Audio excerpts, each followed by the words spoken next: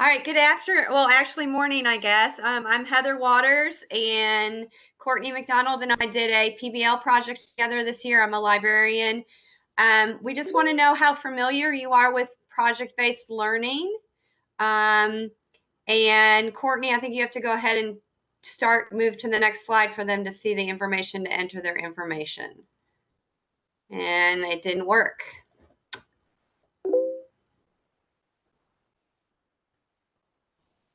Courtney, are you there? We see your intro screen. Okay.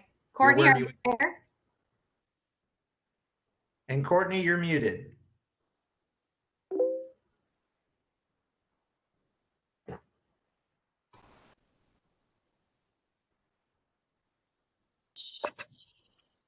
Okay. Can you hear me now? Yes. Yeah, the first screen didn't work, girl, so we'll just do introductions. Okay. All right, Heather, if you'd like to introduce yourself, and then I'll introduce myself.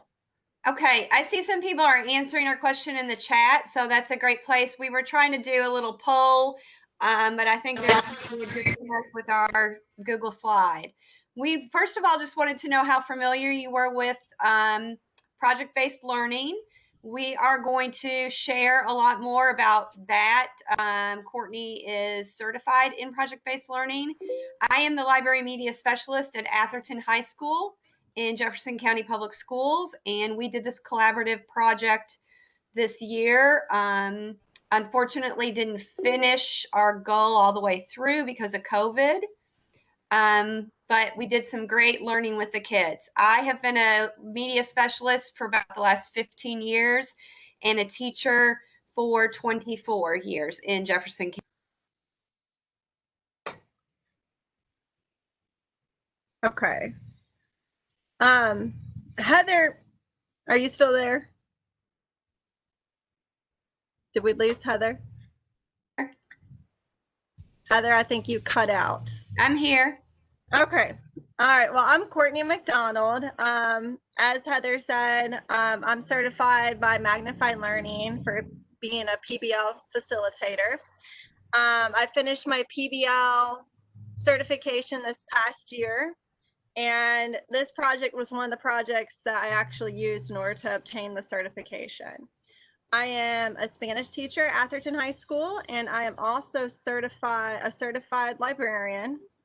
And we've included our contact information here as well, and you'll be able to find that again at the end of the presentation. Okay. Now nothing's working. Okay, so we did put together an agenda. So first of all, we're going to go over PBL. What is it? Secondly, we will talk about the project and the process. What did the project include? How was it developed? And how did it progress? Third, we'll discuss library collaboration. And lastly, we will show the different student projects. Okay, so project-based learning, what is it? Heather, do you want to look at the chat and see what our...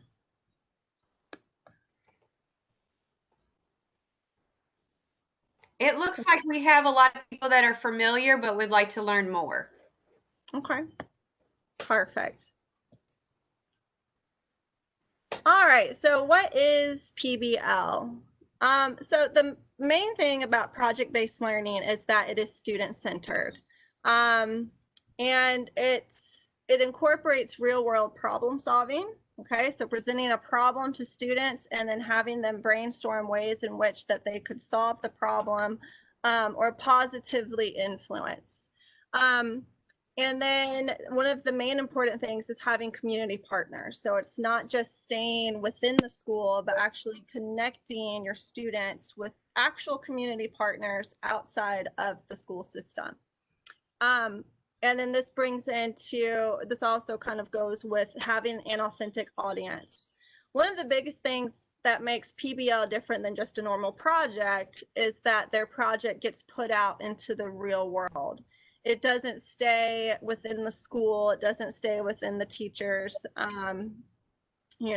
collection of posters, or other collection of projects that don't seem to really ever see outside of the classroom. The biggest thing about PBL is that students are actually working on solving an issue or a problem in the real world, and it's actually getting shared with an authentic audience. And it also incorporates various 21st century skills. It's very 21st century skill oriented.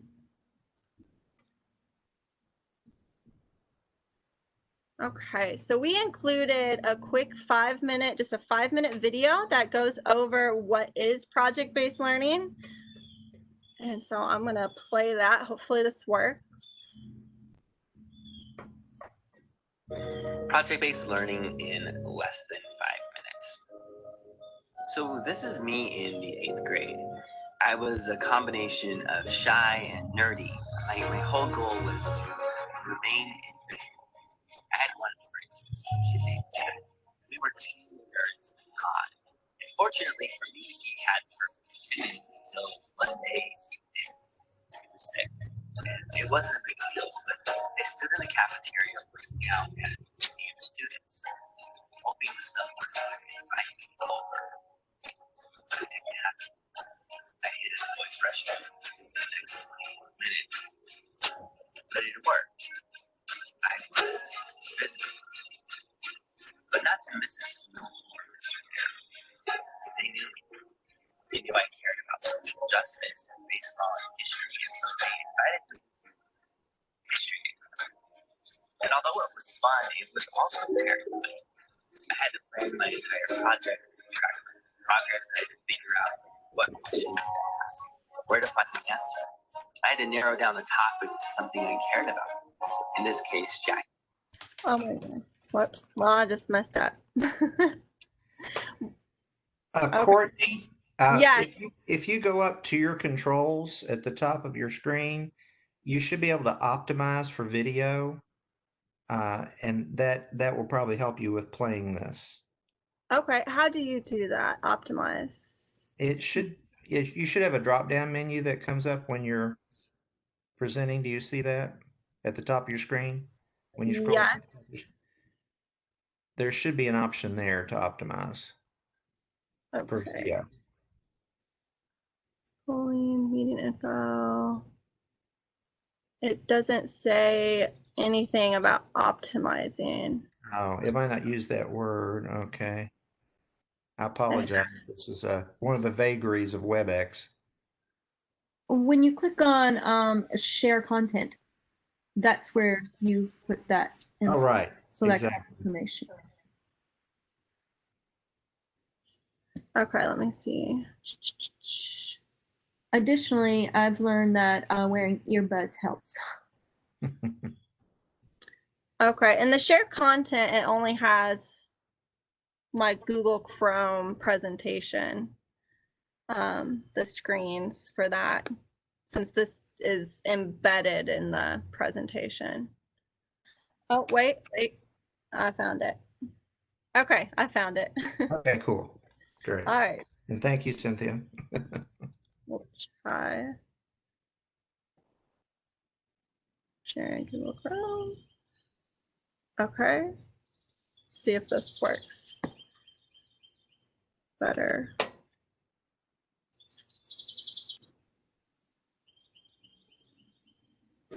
Project-based learning in less than 5 minutes. Yes. So this is me in the 8th grade. I was a combination of shy and nerdy. My whole goal was to remain invisible. I had one friend, this kid named Matt, and we were two nerds in a pod. And fortunately for me, he had perfect attendance until one day he didn't. He was sick, and it wasn't a big deal, but I stood in the cafeteria looking out at the sea of students, hoping someone would invite me over. But it didn't happen. I hid in the boys' restroom for the next 24 minutes. But it worked. I was invisible. But not to Mrs. Smoot or Mr. Darrow. They knew me. knew I cared about social justice and baseball and history, and so they invited me to do a history day project. And although it was fun, it was also terrifying. I had to plan my entire project and track my own progress. I had to figure out what questions to ask and where to find the answer.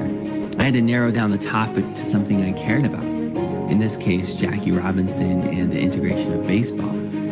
I wrote letters to newspapers and made phone calls to former players. I remember picking up the phone, my hands trembling as I read aloud my pre-recorded script and waited for the stranger to respond. I eventually worked on a slide presentation. That's when the most nerve-wracking moment occurred. I sat in a radio studio and I heard the script that I had just recorded, and I hated it. I'm not doing it, I said. But Mrs. Smoot looked me in the eyes and said, when you hide your voice, you rob the world of your creativity. And so I continued. I went ahead and I shared it with my class. And then I entered the district competition and the state competition and eventually went to Washington, D.C. And although I didn't realize it at the time, Mrs. Smoot was why I became an educator. This project helped me grow into a creative thinker and problem solver. And that experience is why I ultimately embraced project-based learning as a teacher. Now, I want to point something out. Project-based learning is different from simply a traditional classroom project. Project-based learning involves learning through projects rather than doing culminating projects. It involves student choice in design instead of just following a set of instructions. It includes student inquiry rather than pre-planned questions. It includes peer and self-assessment rather than only relying on teacher assessment. And it includes student ownership of the process rather than just teacher ownership of the process. The Buck Institute identifies the following 7 project design elements. Number 1, challenging problem or question. It has to start with something that truly engages students to solve a problem. Number 2, sustained inquiry. They needed the time to ask questions and explore the answers and engage in meaningful research.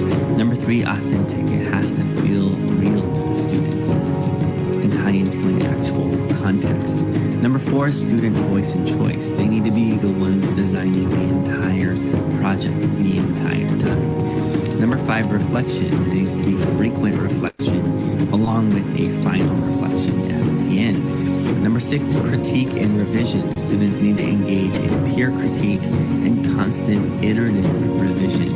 And number 7, public product. They need to launch their work to an authentic audience. Now note that project-based learning can work in tandem with other pedagogical models such as inquiry-based learning, design thinking, and problem-based learning. But the key idea remains the same, that students are engaged in meaningful projects, and through that, they learn at a deeper level.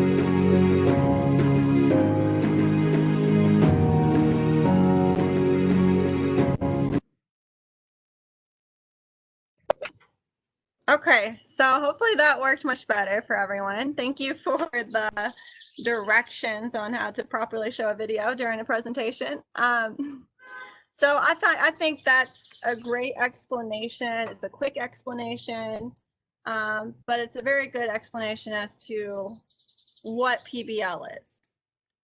Okay, so getting into what my project was and the project that I worked on with Heather fall semester is titled, Where Do We Come From?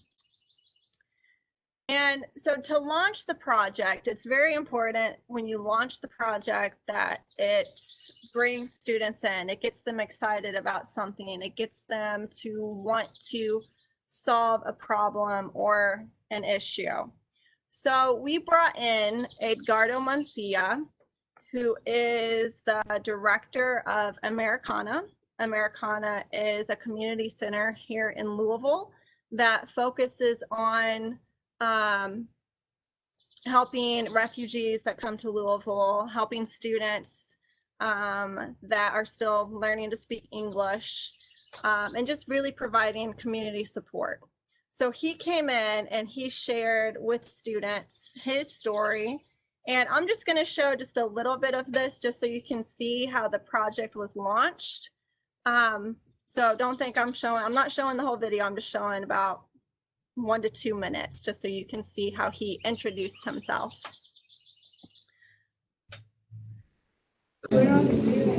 Oh, good morning. Oh, bonjour. I am from Buenos Aires, Argentina. Big city, around 60 million people. So when I moved to Louisville, I was almost 40.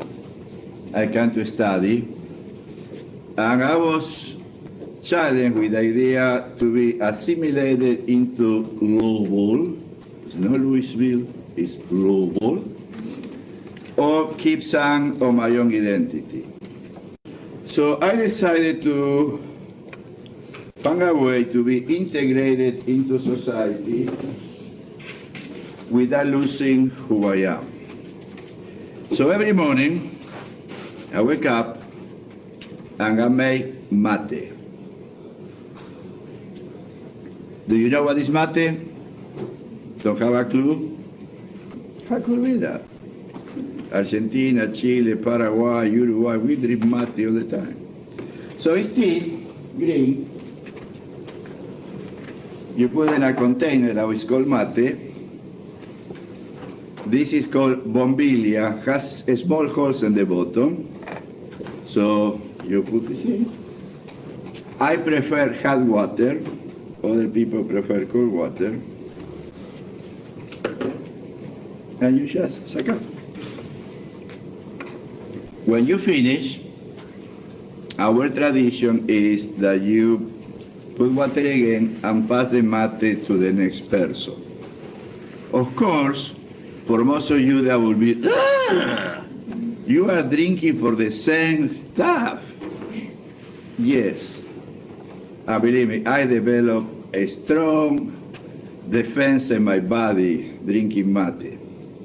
Because you don't have a clue what the other person is. Nasty, right? I can see your face. It's like, how you can do that? This is your culture. This is who you are. So I keep listening to tango. Charan, cha-cham, cha-cham, charin-cham. I can keep following my foot. Okay, so I'm going to stop him right there, but he went on to discuss how he felt to be in between and how many immigrants, many refugees feel as if they're in between two cultures. So they have one foot in the country that they came from and another foot now in the new culture of the new country that they are living in. And this was one of the things that we discussed post listening to this, and it basically ended up bringing up the essential question and the project, the main problem statement. Okay, so this is the overview of the project. Where do we come from? You can see the essential question at the top. How can we as globally competent citizens better inform ourselves and our community of the diversity represented in JCPS schools? So one of the things that I noticed is that within my classroom, I had students from various places, various backgrounds. I had students from various countries, and the majority of the students within the classroom didn't even know that they came from some other countries, or that their cultures were also present.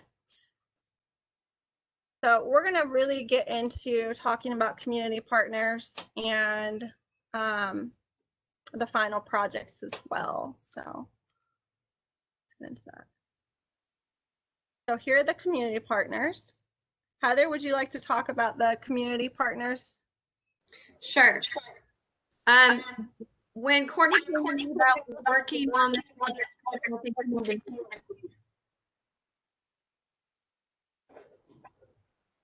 when Courtney came to me about this project of working with people in the community, the idea of the immigrant population. I was very familiar with Americana. I had a friend, a coworker that had so that was my first thought, was to reach out and see if he would come or what they could do to help us. Throughout the process, the kids really ended up wanting data. They wanted information about, how does this look in Jefferson County Public Schools? How does this look in our school, other schools? What really are the numbers? So we had Dr. Beardsley, who came in and spoke to the kids and gave them actual data numbers based on our immigrant population, our ESL population in JCPS, and talked about that experience of what really do our schools look like.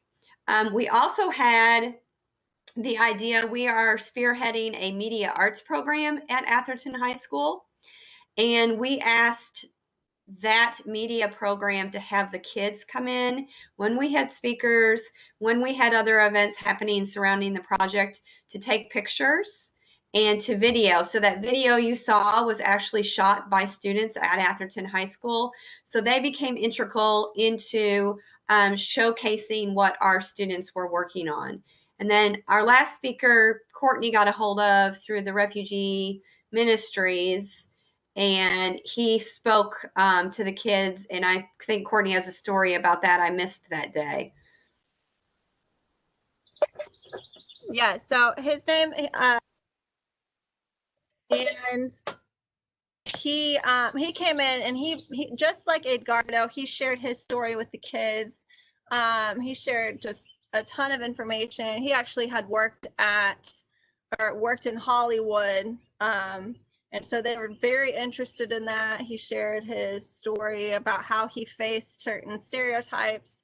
He talked to students on how Hollywood actually wanted them to over exaggerate stereotypes because it sold more.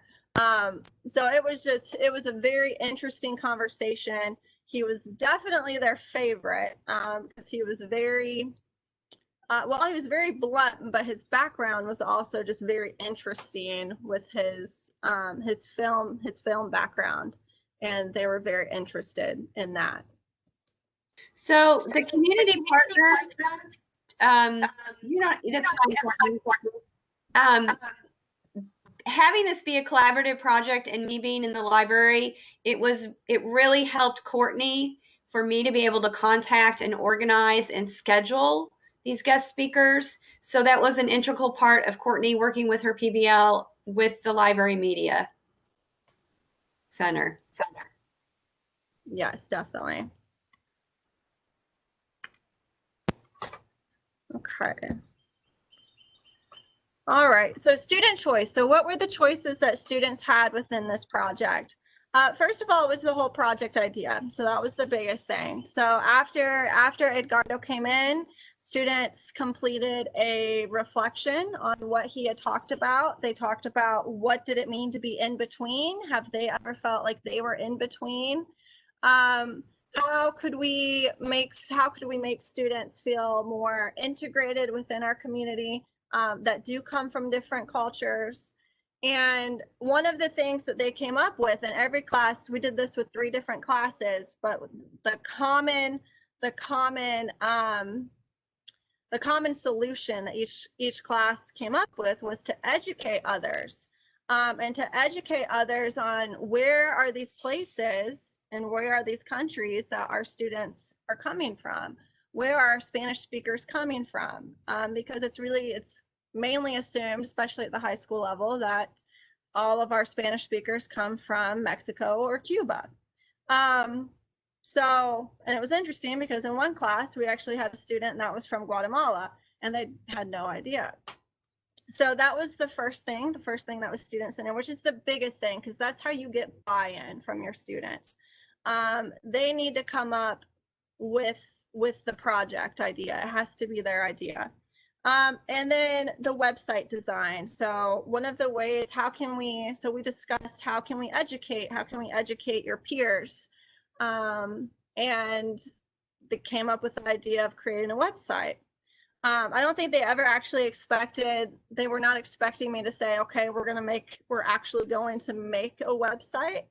And so that did surprise them a little bit when they learned that, oh, we're not just going to make, some kind of template on paper of what the website would look like, but we're actually going to create a website. And they had a hand in everything. So they came up with the website design. They submitted entries for the template that would be used across all websites so that it looked professional. They determined what information to include on the website. And what they were making the website for was for the different countries, the different Hispanic countries, okay, so that they could teach their peers about the countries that our Spanish speakers come from, okay. And then they also had the option, or they also chose a famous or important figure to include on the website. And there's also a mini project that we did. I'll talk about that a little bit later, though, on what the Face of a Peer mini project was or is. Okay. Can I stop you just for a second? Yes. Are you going to be showing any more video? Heather, Yes. is there one more video? Yes. Yeah, Courtney, our slides are hard to see for some reason. I don't know why it's. Well, it's optimized right now for video, so you can't see the slideshow very well, but that's okay. I just we're going to be sharing that slideshow later on the YouTube channel and on our website. I just wanted to make sure there was a question, so I just want.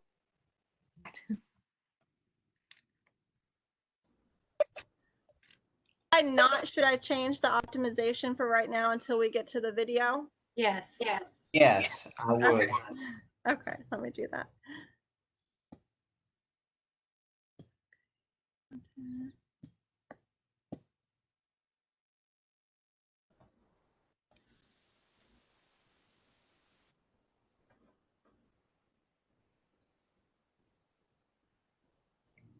Okay, is that better?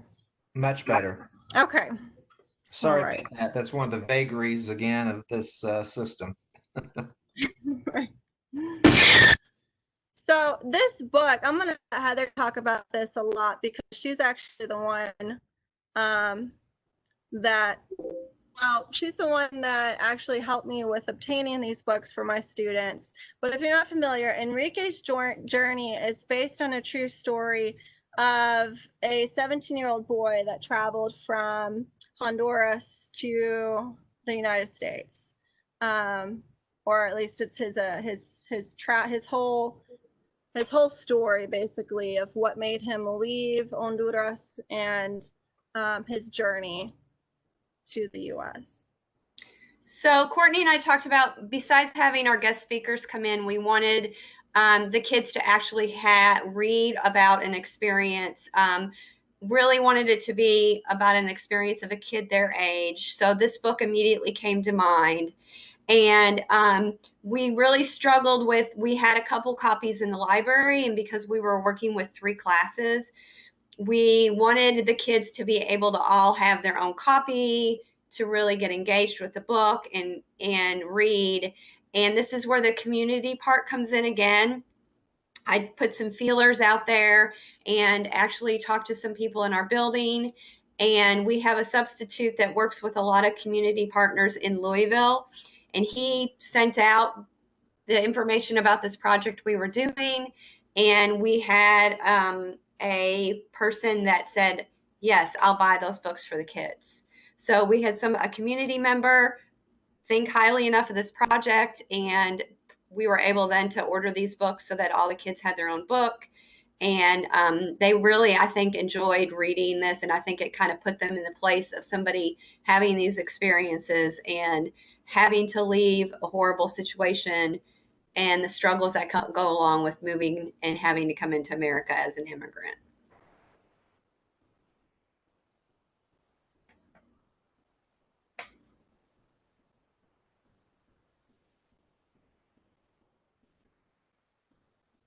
You're muted. Okay, yeah, sometimes the thing up top doesn't pop down right away. So, all right, so students end up learning that one of their need to know, so at the beginning of a PBL project, you want to, once you've established your central question and your problem statement, then the next step is to complete a need to know. This is where students let you know what do they already know in regards to the question and what do they need to know in order to solve the problem. And one of the things was they did not know which countries were Hispanic countries. And Edgardo actually mentioned in his discussion that there are 21 Spanish speaking countries. And this actually really surprised my students. So we ended up dividing up the 21 countries amongst the classes, and each group, so and then each class was divided into groups, and each group became responsible for researching those countries. Okay.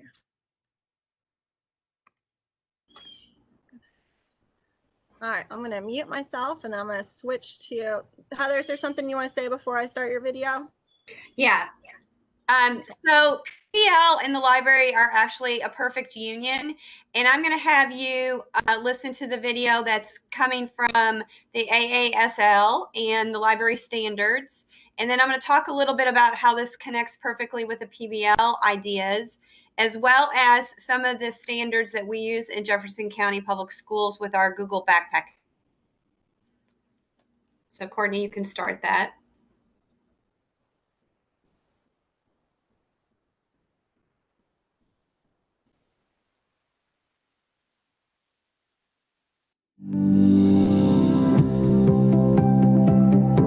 Whenever I have a question about something, I try to gather as much information as possible to try to answer the question. Every time you answer a question, you get new ones, and that's what's going to happen. But if you answer them more quickly, maybe you can get some more questions. And if you have more questions, it helps you learn more because you're getting the answers to the questions, and the answers to the questions are helping you learn more.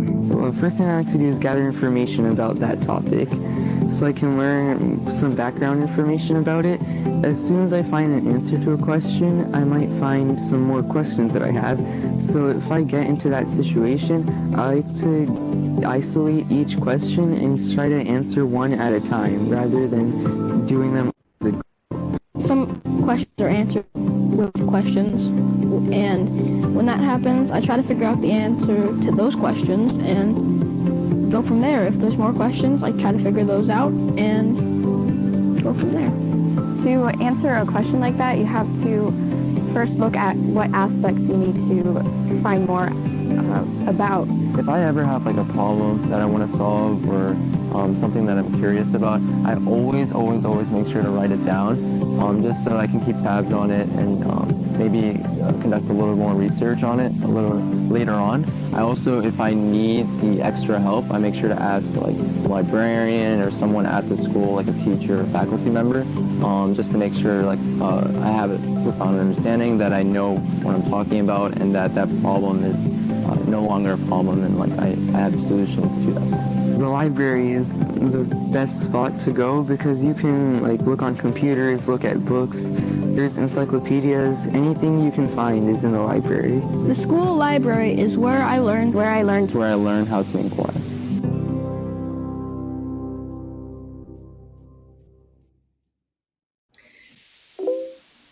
So that video was specifically about inquiry, but as Courtney had already talked about, her kids really did a questioning process before they started all this to think about where they wanted their focus to go.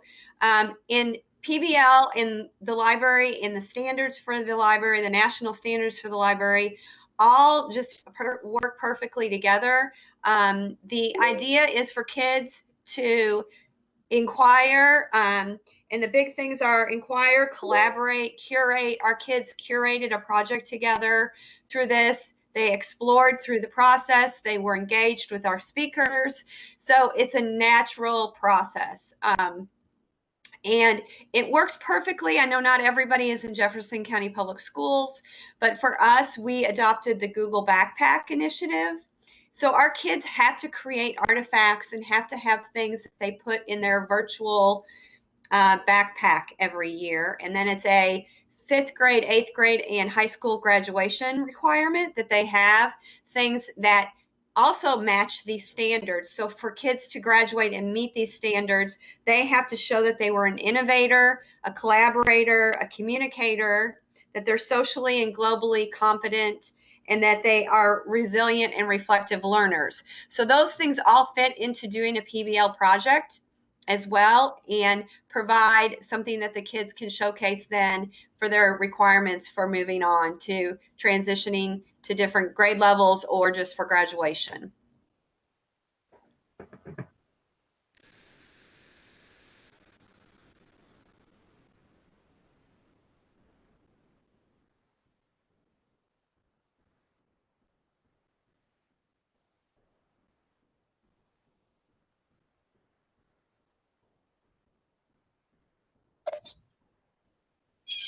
Okay, so the collaborative process, and Heather, I'll probably have you talk a lot about this too, because this is how Heather and I were able to collaborate on the project. So this really just breaks down our process and how the library was utilized. Okay, so Courtney and I are really lucky enough that we work really well together and we're like-minded. So that definitely helped. And it helped that she's a librarian or has a library degree and knows what the library can bring to a project like this. So we basically probably didn't formally collaborate every day, but we at least talked almost every day during Courtney's planning. She would work in the library. She might have a quick question, or we might sit down and actually look at something. So I know that, time is always a constraint, but I think we also figured out what she could do in the classroom and what I could provide in the library space itself. So for the use of the space, I have 60 computer stations in my library, and I also have 12 tables, and it's a good place to just showcase speakers or have the kids showcase their work. So a lot of it required just scheduling of the kids to come in, and when they started doing their research, to work on that. I have on my next slide, I'm going to show you how we use our LibGuides. Jefferson County Public Schools, our librarians all have a LibGuide for their students. So my job mainly, along with curating space, was to help with the research process and make sure the kids were doing their citations, were finding reliable information, and a place where they could put together their Google slides. Okay, I'm going to point out real quick, if you look in the tweet, you can see that our community partners did come back and attend their showcases, which was really important.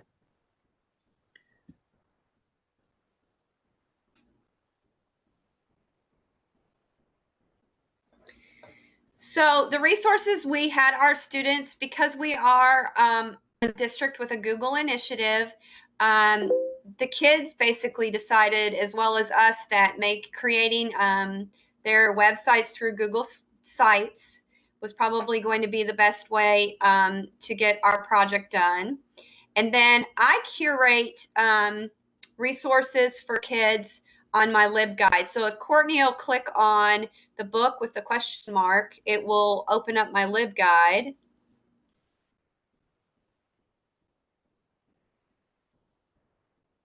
And again, all the librarians in our district have a LibGuide accessible for their schools and their students. And usually their front page is a basic information. I have a box that has our project on it so that students are aware that other students have created this. But if Courtney will click on the research tab,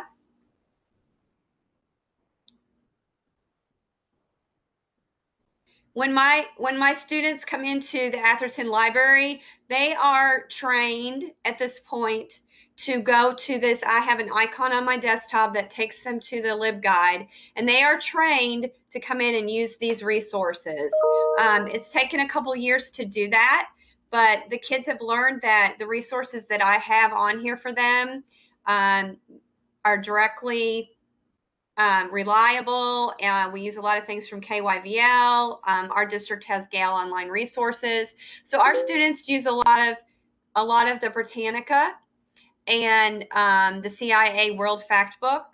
And sometimes I'll curate things for just particular teachers. They also used free images so that they didn't have to give citations for all the images they used from their websites that you'll see later. So it's just nice because it's 2 clicks and the kids are there and they have all the research tools available to them. And they're not all over the web and all over Google finding crazy websites.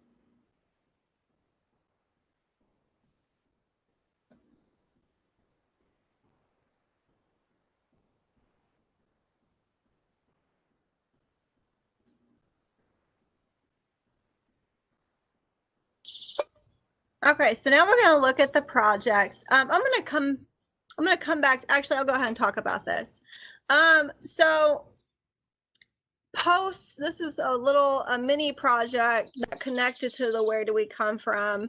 And this ties in the stereotypes. In the description of our presentation today, it talked about how students explored the stereotypes of Spanish-speaking peers.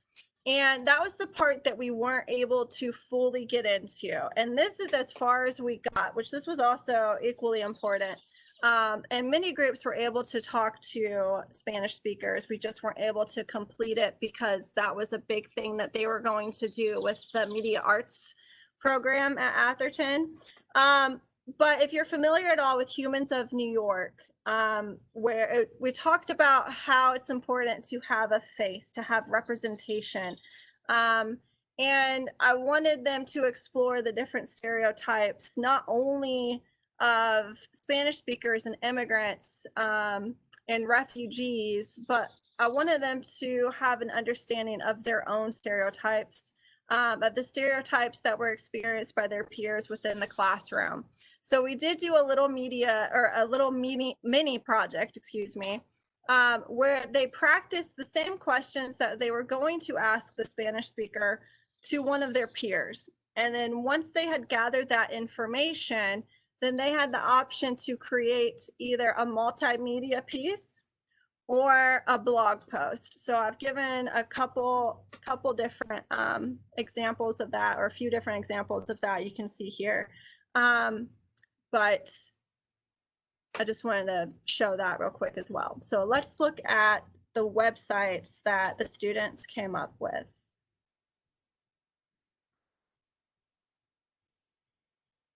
Okay, so do remember that all of this was designed by students. This is what I called the hub site. And this is basically where all of the other websites are linked that students created. And for the hub site, I made that a competition again. So students were able to submit, for extra credit in this case, they were able to submit a design for their hub site. And this is the one, once they did, then I've sent out a Google form to all of our students and they were able to vote on which one they liked the most. So this is the one that ended up winning. Now, do remember that this is also for a Spanish class. So when I click on one of these websites, there's one I'm going to click on purpose because I want to talk about the connection. First, it'll take me to the group's website. So this was a group of about 4 or 5 students that developed this, but you'll see at the top, or right underneath Puerto Rico, where it says en español. So students not only had to create the website in English, and I don't know why that's doing that. I haven't had that happen. But they had to create it in Spanish as well. I haven't had that happen. So let me try a different one real quick. Okay. So, and then they're linked to each other so they can go back and forth. You can go to the Spanish version, you can go to the English version of the website. And Heather, you want to talk about the citations? Yeah, and I also want to mention that because the kids created these Google sites, this was also heavily 21st century skills. So the kids actually created this, they created the template, and then they used the template and everybody put together their own site. It was interesting because I had used sites before, Courtney had not, but the learning process and the learning curve for both of us was great because we were learning along the way with the kids. We had experts in every class that if we couldn't figure something out, the kids figured it out. So it was learning through the process, which was really great for the kids. And the kids really got into these competitions of creating these templates and taking ownership, which Courtney talked about at the beginning of our presentation, that the kids have real ownership over this. This was completely created by them. The citations, we made sure that they included a citation at the end of their pages for anything that they used, so that they were properly not taking work from somebody else. A lot of the images they used was from the free images site, so that they didn't have to give a citation. And they were able to find a lot of that just because of free pictures out there from different countries. So this really encompassed a lot of things that I think will help the kids in other areas when they start doing other things. Now, I don't know if we mentioned, but these were freshmen in high school. So these were freshmen, their first year of high school, and they were going through this process. Yeah. And there were many times, and I feel like we had an example just in our session today where, you know, I didn't know how to play a video on here, but there were many moments like that throughout the process of this project. And it's a really interesting change in dynamic, really, as a teacher, where you kind of basically become a student along with your students through the whole process. I had never used Google Sites before. I'd never created a Google site before. So it was really just, we're going to learn how to do this together. A few of my students had done so. There were many times where I had told my 4th period class a way to do something that someone in my 7th period class showed me a better way of doing it. And then I had to reteach my first 2 classes and explain that someone in my 7th period knew better than I did. And that was, that was okay. That was one of the awesome things about doing a PBL.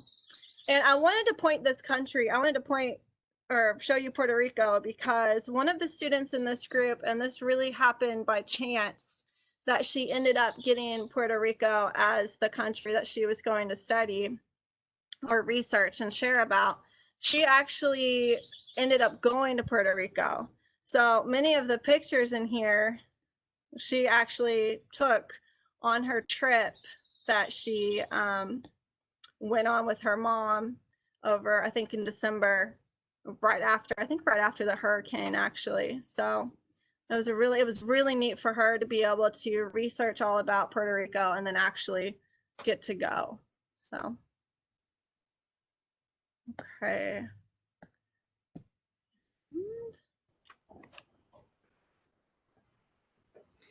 Courtney, do you want to talk about what we planned on doing in the spring that we didn't get to do?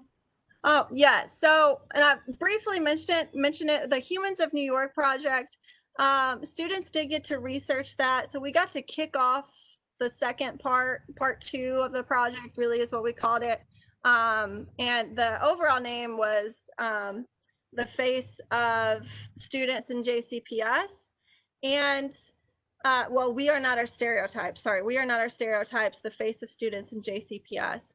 And the goal was for students to interview their Spanish speaking peers. And go ahead. Originally, our goal was for them to go to our school that works with the ESL population. And we were going to have our media crew help with that. And then we ended up realizing that we had enough Spanish speaking kids, immigrants in our own building, that the kids could interview possibly kids from every one of these countries for the information that they were looking for. So we focused it more to school based. Yeah. So,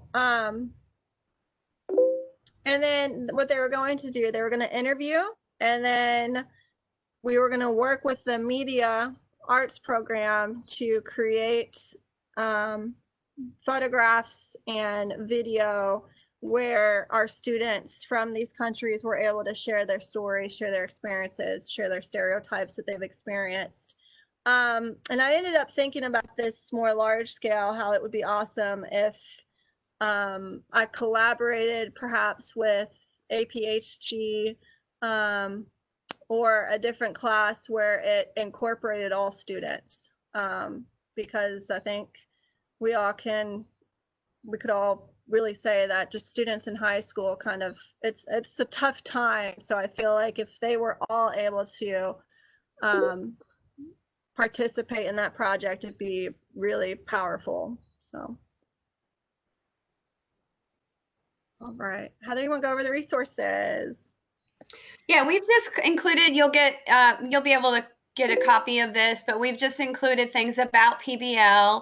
I think Courtney added something about certification, which she has completed, and she's presenting this week for U of L. Who are you presenting for, Courtney? It's JCPS. So it's a JCPS 2-day workshop on PBL, and it specifically ties into remote learning, how you can do it remote learning. So I saw that question pop up earlier. I think it is just for JCPS teachers. And I know we have limited openings for that. I think there's only about 10 more spots left. So if you are in JCPS and you're interested on creating PBL, the 2-day workshop, it's a 2-day workshop where you will actually get to create a PBL. And I think this would actually naturally fit with remote learning if you had the kids work with you on deciding on a project, and then they could work, especially with Google. Courtney's kids were able to work in live time together on their sites. So this is something that's definitely doable, that the kids could be naturally working on and then doing the research with help of the librarian from remote access. So I think it's a natural fit. Yeah, and I actually did one during the shutdown. The only thing that was missing was the authentic audience. The authentic audience, well, for the most, not the authentic audience. It was community partner on that due to the shutdown. But it definitely is doable with NTI, and especially with all the resources we have. And students were able to learn how to use Google Meets. It will be a big learning process, just, like learning Google Sites was for our freshman students, learning how to research for our freshman students. It's still going to be a learning curve, but I think it's going, I would say that it would be one that would provide them with skills that they're for sure going to use in the near future. So. Does anyone have any questions that we didn't address, or our information is on this last slide? Feel free to contact us if you have any questions, or just have an idea and want to talk to us about it.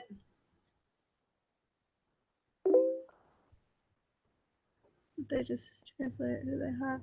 Okay, so for the websites, they were not allowed to use Google Translate. If they did, I picked that up in the revision and they immediately had to redo it. So that was the hardest part for them, especially for being level 1. Now they were level 1 advanced students, but I had various students that had never had Spanish in the past. And that was the most difficult part because they were advanced students. Their English level was up here, of course, and their Spanish level was at a much lower level than their English level. So they really had to learn how to simplify their language. Many had to revise and then revise again.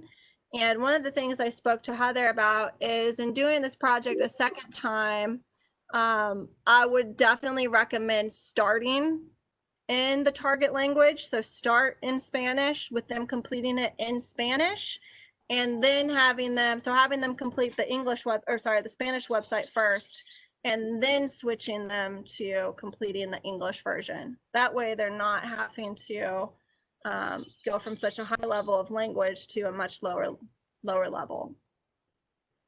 Hope that answers that question.